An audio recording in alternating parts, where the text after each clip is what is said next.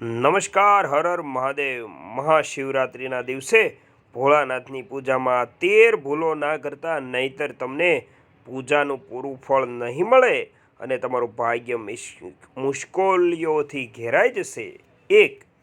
જો તમે મહાશિવરાત્રિ પર ભગવાન શિવને પ્રસન્ન કરવા માગો છો તો આ દિવસે કાળા રંગના કપડાં ન પહેરો. આ દિવસે કાળા રંગના કપડાં પહેરવા અશુભ માનવામાં આવે છે. 2. એવી માન્યતા છે કે શિવલિંગને ચડાવવામાં આવેલ પ્રસાદને ભક્તોએ ન સ્વીકારવો જોઈએ, કારણ કે તેનાથી દુર્ભાગ્ય આવે છે. આવું કરવાથી આર્થિક નુકસાન અને બીમારીઓ પણ થઈ શકે છે. 3. આ વસ્તુઓ ન ચડાવો. શિવલિંગ પર તુલસીના પાન ક્યારેય ન ચડાવો. શિવલિંગ પર દૂધ ચડાવતા પહેલાં એ વાતનું ધ્યાન રાખો કે પાશ્ચરાઇઝ અથવા તો પેકેટ દૂધનો ઉપયોગ ન કરો અને શિવલિંગ પર માત્ર ઠંડુ દૂધ જ ચડાવો. અભિષેક હંમેશા એવા વાસણથી કરવો જોઈએ જે સોના, ચાંદી અથવા કાંસાના બનેલા હોય. અભિષેક માટે ક્યારેય સ્ટીલ અને પ્લાસ્ટિકના વાસણનો ઉપયોગ ન કરો. 4. ભગવાન શિવને કેતકી અને ચંપાના ફૂલ ન ચડાવો. કહેવાય છે કે આ ફૂલોને ભગવાન શિવે શ્રાપ આપ્યો હતો.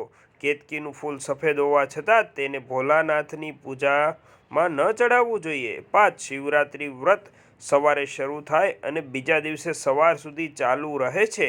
ઉપવાસ કરનાર વ્યક્તિએ ફળો અને દૂધનું સેવન કરવું જોઈએ. જોકે તમારે સૂર્યાસ્ત પછી કંઈ પણ ખાવું જોઈએ નહીં. 6.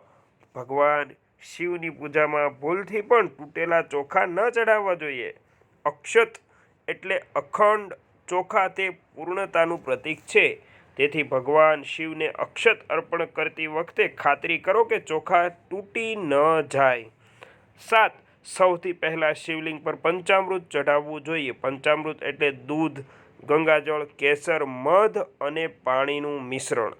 4 પ્રહરની પૂજા કરનારાઓએ પ્રથમ પ્રહરનો અભિષેક જળથી, બીજા પ્રહરનો અભિષેક દહીંથી, ત્રીજા પ્રહરનો અભિષેક ઘીથી અને ચોથા પ્રહરનો અભિષેક મધથી કરવો જોઈએ.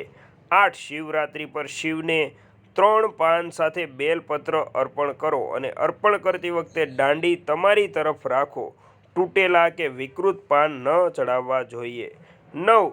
દૂધ, ગંગાજળ, ચંદન, દહીં, મધ, ઘી, ખાંડ અને પાણીનો ઉપયોગ કરીને ભગવાન શિવને તિલક કરો.